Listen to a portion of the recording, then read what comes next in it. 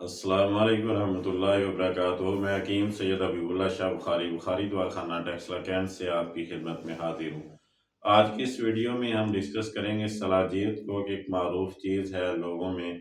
इसके बारे में बहुत सारी कहानियाँ लोगों के अंदर मशहूर हैं, लेकिन अगर हकीकतन देखा जाए तो ये बहुत ही फ़ायदेमंद एक मिनरल है कि जिसको इस्तेमाल करके और मुनासिब मिकदार में इस्तेमाल करके इंसान बहुत सारे फ़वाइद हासिल कर सकता है। ये एक किस्म की स्याह रतूबत होती है जो पहाड़ों के शिगाफ से निकल के मुंजमद हो जाती है। इसका मिजाज जो है वो दूसरे दर्जे के अंदर गर्म खुश्क होता है।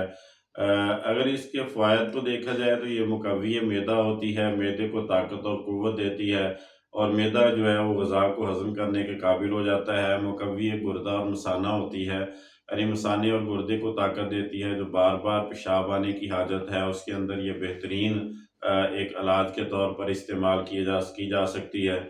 मुकव्वी बा होती है, तक़वियत बा के लिए मुख्तलिफ़ किस्म की माजूनों के अंदर और गोलियों के अंदर इसको शामिल किया जाता है और तक़वियत बा के लिए इस्तेमाल किया जाता है। मुवल्लिद मनी होती है, वो लोग जो मनी की किल्लत की वजह से कमज़ोरी बा का शिकार होते हैं, उनके लिए सलाजीत एक बेहतरीन दवा है कि इसको इस्तेमाल करके वो अपनी इस कमज़ोरी को दूर कर सकते हैं। इसी तरह ये मुग़ल्लज़ मनी भी होती है। ये मनी को गाढ़ा करती है और इसकी वजह से जिस मर्ज़ जरियान के अंदर जो इंसान मुब्तला होता है उसके लिए इंतहा मुफीद साबित होती है। बल्कि जरियान की तमाम तर अक़साम के अंदर इसका इस्तेमाल जो है वो ज़्यादा फ़ायदेमंद साबित होता है।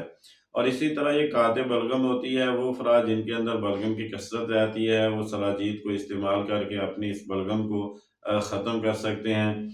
मुफ़त्तत हसात गुर्दा और मसाना होती है, यानी गुर्दे और मसाने के अंदर जो पत्थरियाँ पाई जाती हैं ये उनको तोड़कर ख़ारिज करती है पेशाब के ज़रिए से।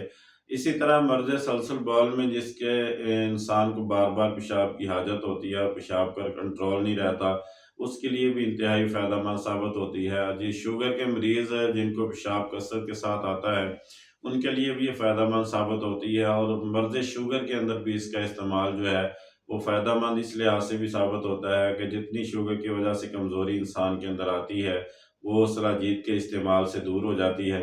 इसी तरह वो अफ़राद के जिनकी पेशाब की नाली के अंदर जलन होती है, या वो मर्ज़ सुज़ाक के अंदर मुब्तला होते हैं, या फिर पेशाब की नाली के अंदर कोई ज़ख़म हो जाता है, उनके लिए भी सलाजीत जो है फ़ायदेमंद साबित होती है। इसके इलाज के तौर पर इस्तेमाल की जाती है। जिस्म की तवानाई के अंदर इज़ाफ़ा करती है, इंसान की थकावट वग़ैरह दूर कर देती है, दिमागी सेहत के लिए बेहतरीन होती है। जिस्म से ज़हरीले मवाद ख़ारिज करने के लिए इंतहाई मुफ़ीद है। इसी तरह जिल्द की सेहत के लिए फ़ायदेमंद है। वो अफ़राद जो जोड़ों के दर्द के अंदर मुब्तला रहते हैं उनके लिए, या जोड़ों की कमज़ोरी के लिए भी इसको इस्तेमाल किया जाता है और फ़ायदा होता है।